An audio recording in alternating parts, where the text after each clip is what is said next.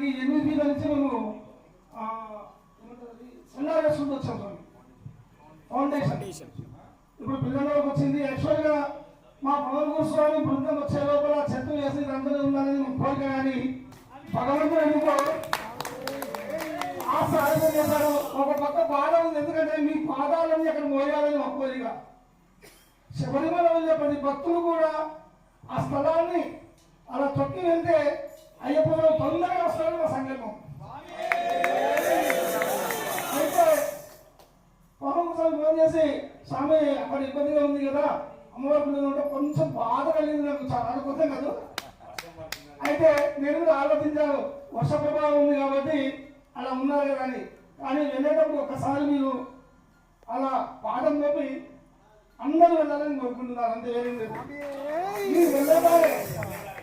మీరు వెళ్ళేదారే అలా వెళ్ళి పాదం మోపి హైవే రోడ్ వెళ్ళొచ్చు.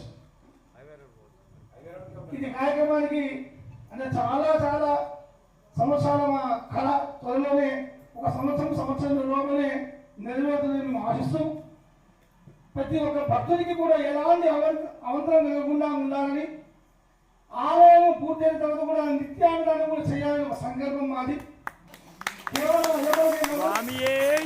శబరిమల తిరుపతి ఈ ప్రాంతంలో ప్రతి భక్తులకు ప్రతి ఒక్క ప్రయాణం యొక్క భోజన వసతి కలిగించాలని మా యొక్క సంకల్పము.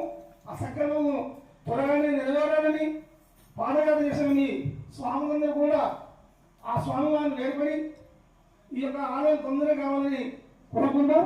స్వామి